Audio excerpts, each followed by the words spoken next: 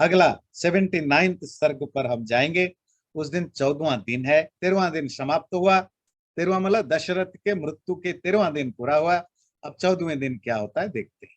तत प्रभात समये दिवसे थ चतुर्दशे समेत्य राजकर्तारो भरतम वाक्यम अब्रुवन।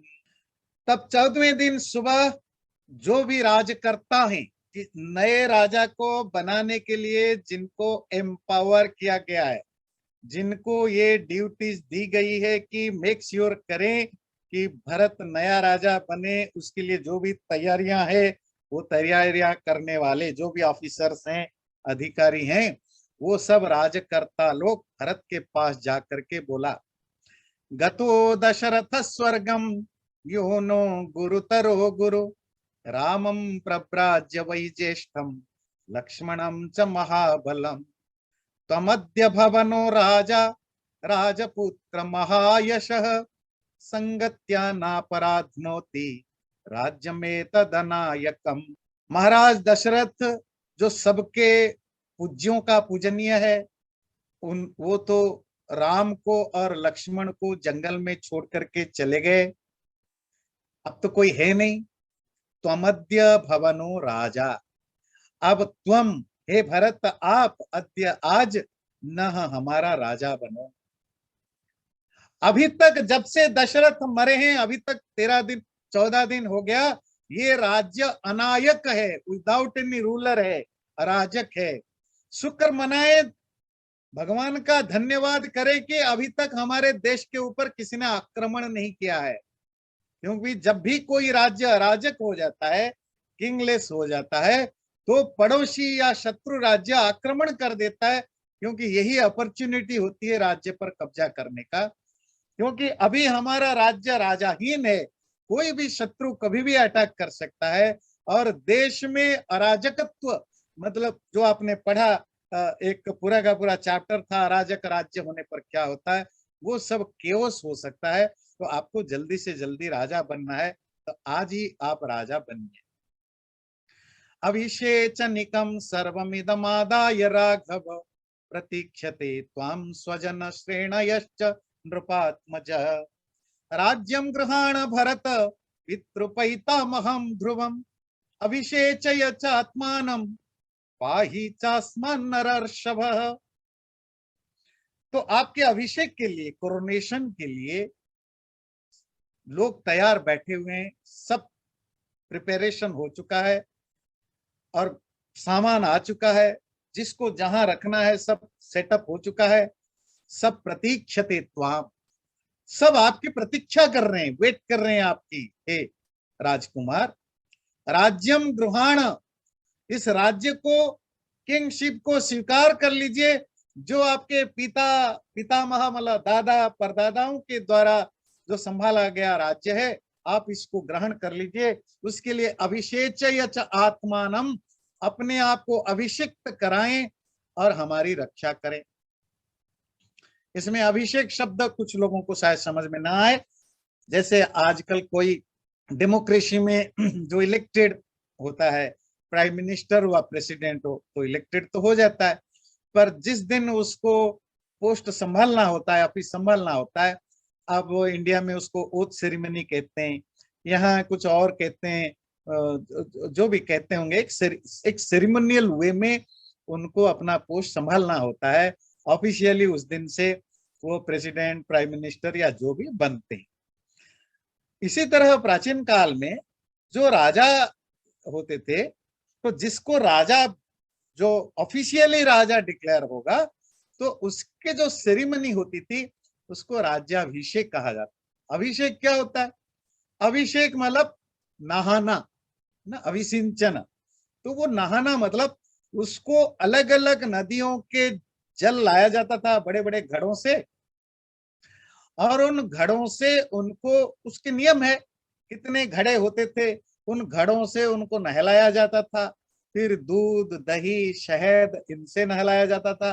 वो अलग अलग नदियों से लाए गए पानियों से नहलाया जाता था। तो इसको अभिषेक कहते हैं।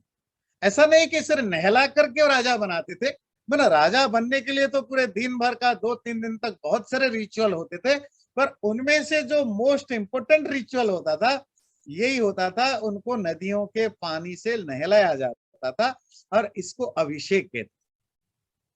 तो इसीलिए ये पूरे जो राजपद को संभालने का जो सेरिमोनियल जो रिचुअल्स है उसको अभिषेक नाम से राज्याभिषेक या कोरोनेशन कहा जाता है। तो इसीलिए है भरत, आप अपने आप को अभिषिक्त या कोरोनेटेड कराइए और हमारी रक्षा करिए, क्योंकि राज्य को राजा की जरूरत है।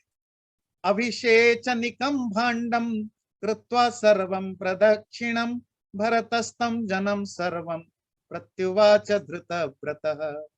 ज्येष्ठस्य राजता नित्य मुचिता हि कुलस्य नः नैवं भवन्तो मां वक्तुम् अर्हन्ति कुशला जनाः।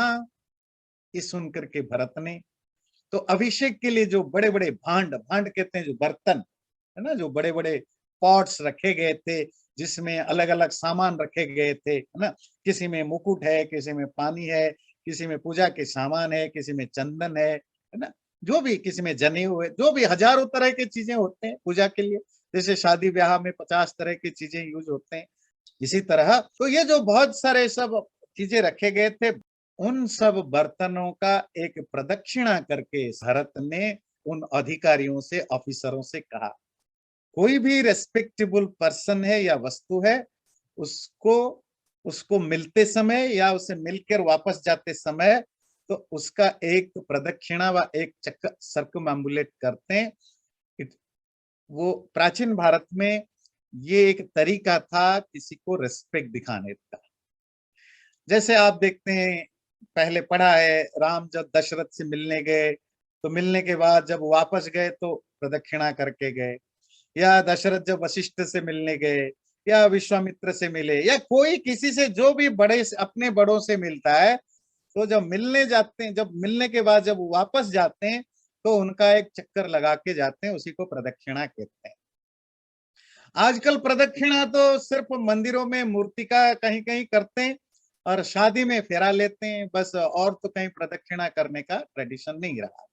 पर पहले कोई भी रेस्पेक्टेबल चीज है तो उसको प्रदक्षिणा करते, जहां आप अपने इमोशन को या अपने जो आप रेस्पेक्ट करते हैं शो करते हैं।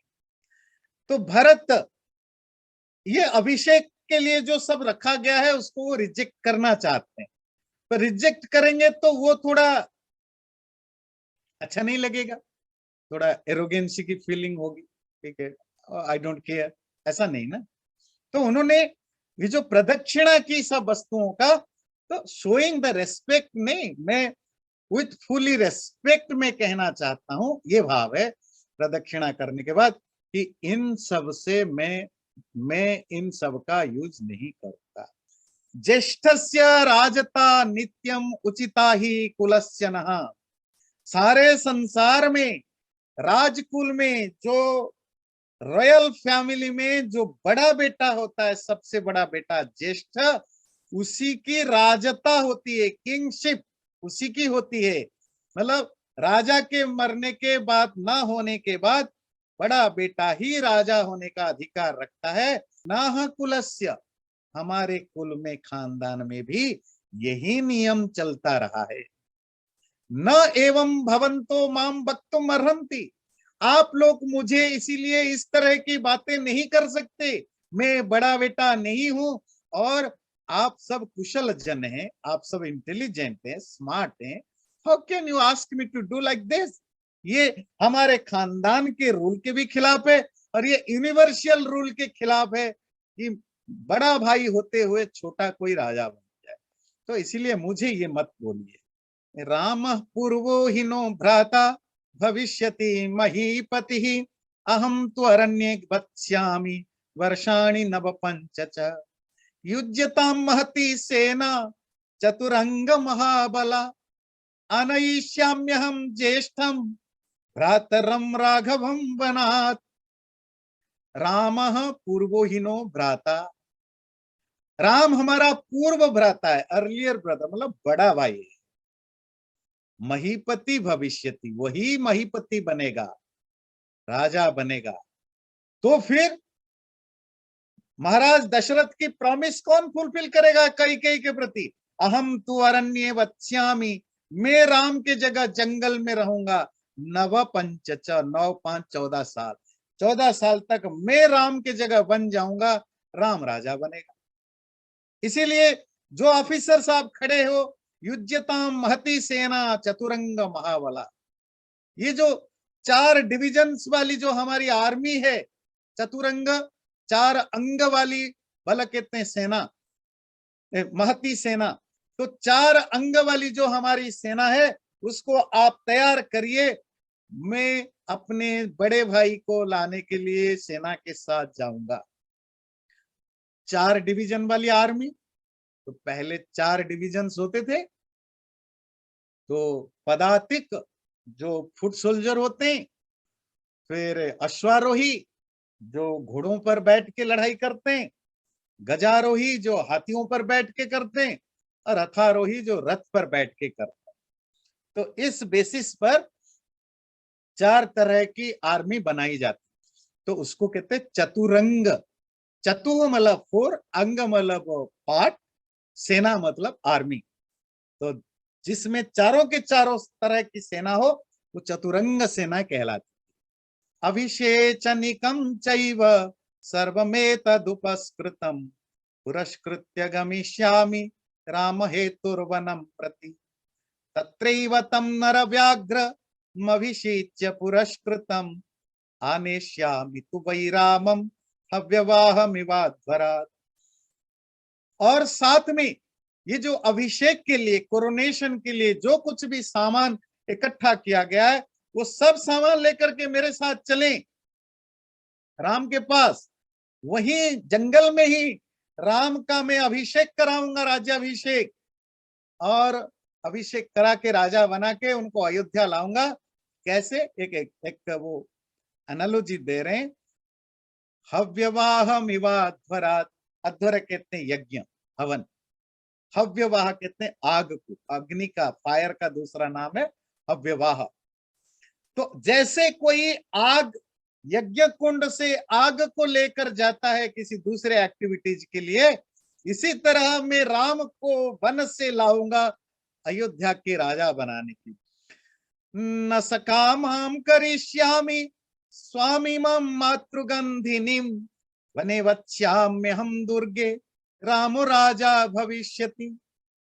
और मैं अपनी इस सोकल्ड माँ, मातृगंधिनी, एक तो होता है माता, एक तो होता है मातृगंधिनी, मतलब माँ जैसी गंध जिसमें, मतलब बाई चांस माँ है, कोइंसिडेंटली माँ है, but really she is not my mother, है ना। इसका इसी भाव है, जैसे कहना सो कल्ड मॉमी, है ना, माँ। तो ये जो सो कल्ड मेरी माँ है, मैं अपनी माँ को सकामा होने नहीं दूंगी, मतलब उसकी जो इच्छाएं हैं उसको कभी पूरी होने नहीं दूंगा।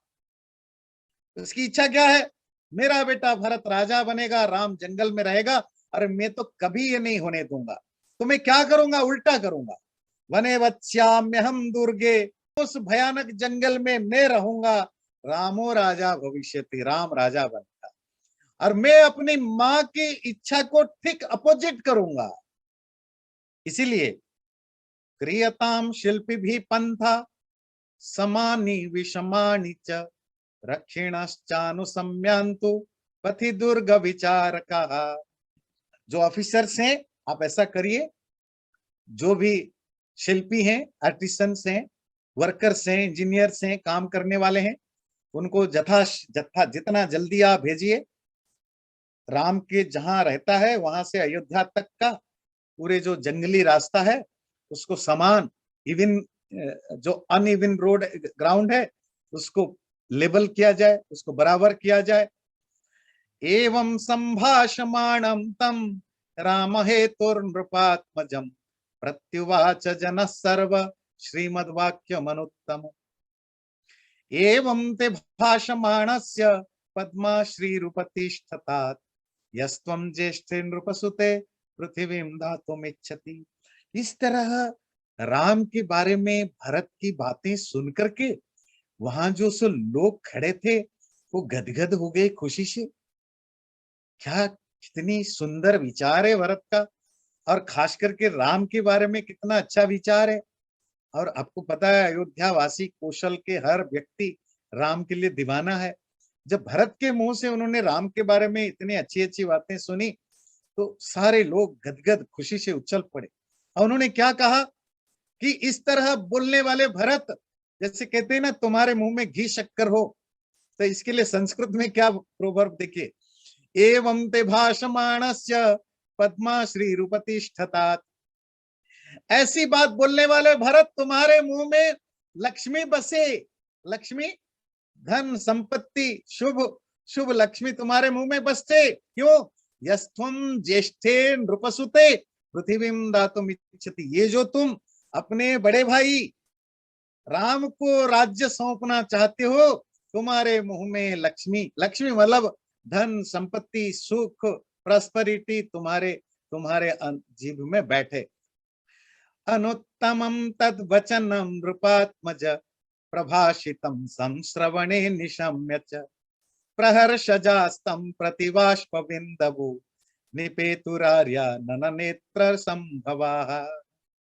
राजा के बेटा दशरथ के द्वारा बताए गए इस एक्सीलेंट बातों को, इतने बढ़िया बढ़िया बातों को कान में जब ये पढ़ने लगा, लोगों का सुनने लगे, इवन जो दूर भी खड़े थे जिनको ये चीजें सुनाई दी, प्रहर्षजास्तं प्रतिबाष्पबिन्दवो, इतने खुशी हुई उनको अंदर से, उनके आंखों में आंसू बहने लगे।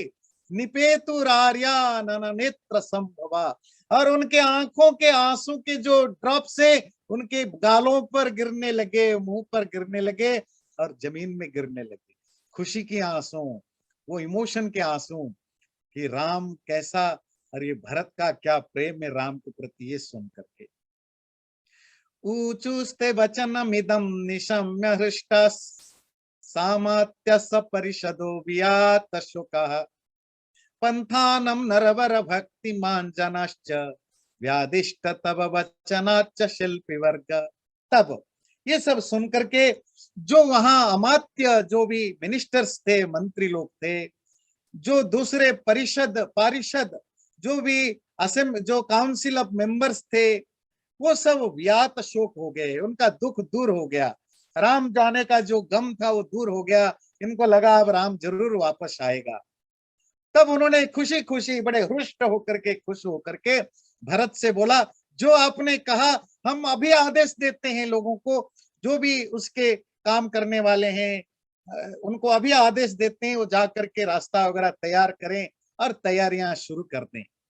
80 वाला मैं स्किप कर सकता था, उसमें कुछ नहीं, सब लोगों ने रास्ता वगैरह बनाया, तैयार किया, तो इसको स्किप आराम से कर सकता था। पर मैंने इसको, इसके श्लोक पढ़ना इसीलिए चाहा, स्टोरी के दृष्टि से नहीं, इसमें आपको पता चलेगा रामायण जितने साल पुराना है, 4000 5000 10,000 15,000 जो भी साल पुराना है, उस समय कैसे हमारे यहाँ भी जो टाउन प्लानिंग का, टाउन प्लानिंग तो एक बार आप पढ़ चुके हैं अयोध्या के वर्णन में भी, या रास्ता बनाने का, हाईवे बनाने का, कैसे किस तरह के लोग होते थे, किस तरह के काम करते थे, उनको संस्कृत में, वो जो टेक्नीशियन होते हैं उनका संस्कृत में क्या नाम है, तो आपको पता चलेगा।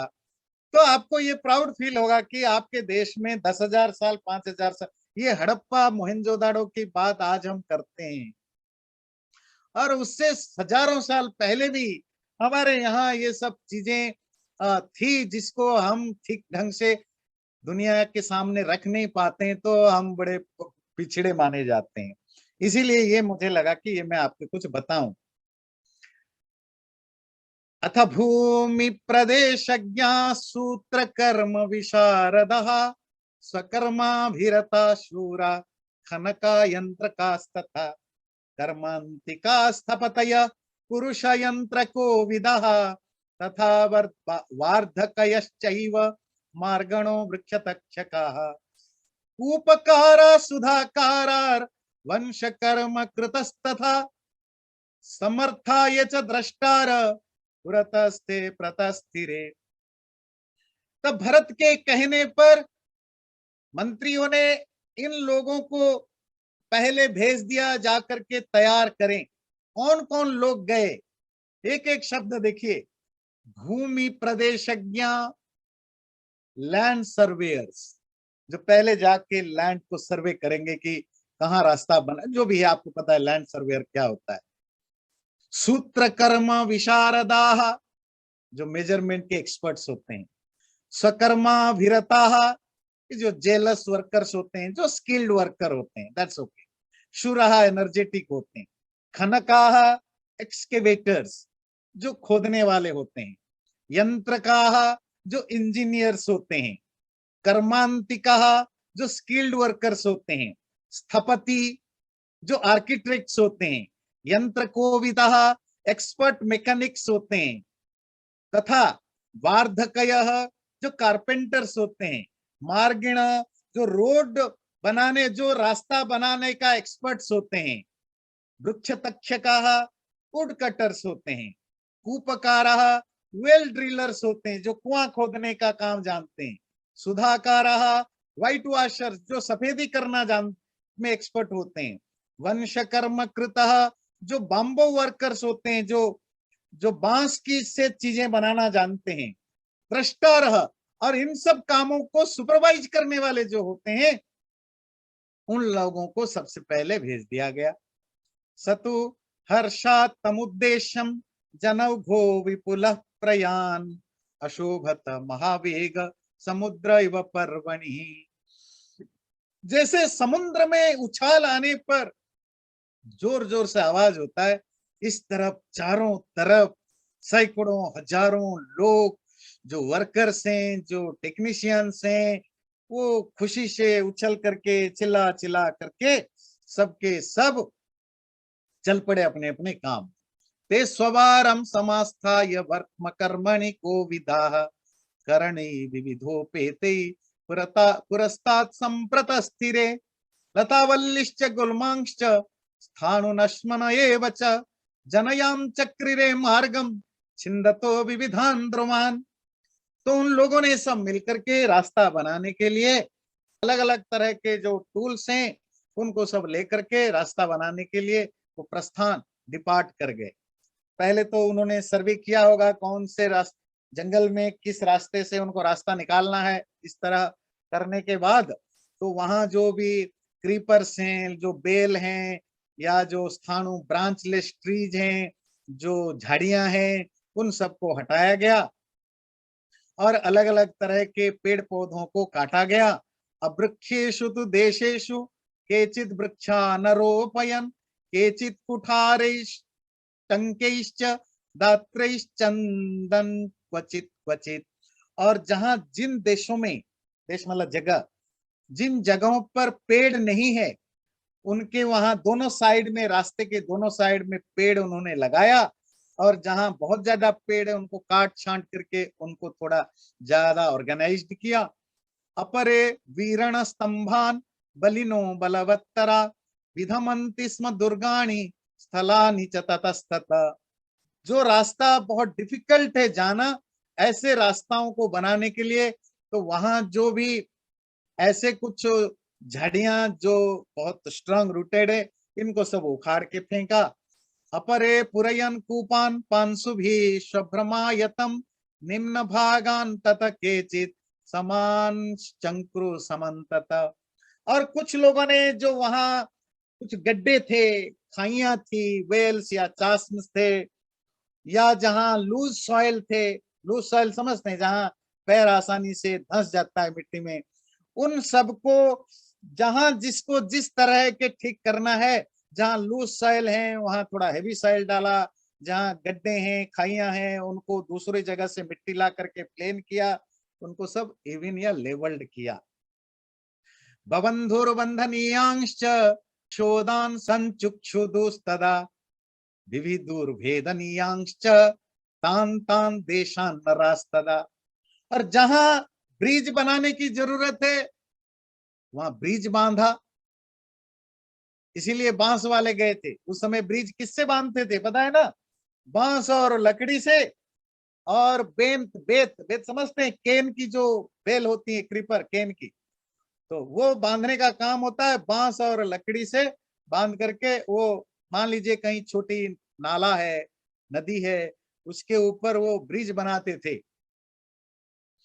तो जहां ब्रिज बनाने की जरूरत है वहां ब्रिज बनाते बनाते थे, जहां कुछ काटने की जरूरत है वो काटते थे, जहां बड़े बड़े स्टोन्स को काट करके रास्ता निकालना है तो रोड काटते थे, उस जहां पानी को दूसरे तरह मोड़ना है तो पानी को दूसरे तरह मोड़ा रास्ता बनाने के लिए।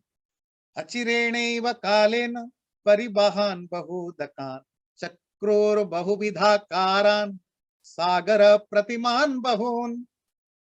और रास्ते के दोनों तरफ थोड़ा सुंदर बनाने के लिए अलग अलग जगह रिजर्वायर्स बनाए गए, कहीं छोटा रिजर्वायर कहीं बड़ा रिजर्वायर, जो पानी को, है ना, पानी को स्टॉक करे। कहीं जैसे ये अमेरिका में तो बहुत हर जगह पॉपुलर है ना, अब जहां भी देखो कम्युनिटी में वहाँ वो सब बनाते हैं, जबकि ये प्राचीन भारत का बहुत पुरानी टेक्निक है रिजर्वायर्स बनाना और उस पानी को स्टॉक रखना, जिससे कि जमीन के नीचे की पानी का लेवल बना रहे, और जब इंस्टेंट फ्लड हो या कुछ हो तो वो फ्लड ना करे और वो पानी को सब चैनलाइज करके रिजर्वर में लिए जाए।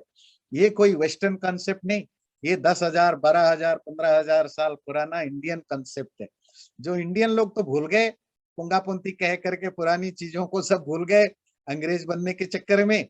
पर आप देखे वेस्टर्न, खास करके मैंने यूएसए में देखा, ये जो रिजर्वर बनाना या जो पानी के अलग अलग शेप का जो पानी को इकट्ठा करने के लिए जो कंसेप्ट है, ये सब जगह फैला हुआ है, तो ये समझने लायक है।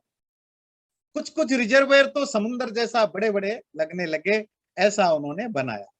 और निर्जलेषु च देशेषु खानयामासुरुत्तमाम उदपानान बहुविधान वेदिका परिमंडितान। और बहुत सारे जगह जहां सूखा है, निर्जल है, जहां पानी नहीं है, ऐसे जगह उन्होंने ड्रिंकिंग वाटर वेल्स बनाया, पीने पानी, जो पीने लायक पानी का बड़े बड़े वेल्स, वो कुआं बनाया, और उसको चारों तरफ से बड़े बढ़िया ढंग से उसको प्रोटेक्टेड किया। ससुधा कुट्टिमतल प्रपुष्पित महिरुह मत्तोधृष्ट द्विजगण पताकाभिरलंकृत चंदनोदक संसिक्तो नाना कुसुम भूषितः बहु शोभत सेनाया पंथा सुरपथोपमः। और वो जो हाईवे बनाया गया कि सेना उसमें चल के जाए, क्योंकि जंगली रास्ता है ना, जंगल रास्ता तो नहीं है, जंगल है, तो जो जाए राम तक पहुंचे और राम को लेकर सेना आए तो मार्ग बिल्कुल बढ़िया हो, ऐसा जो हाईवे बनाया गया आर्मी के लिए, तो वो उसको स्मूथ बनाया गया।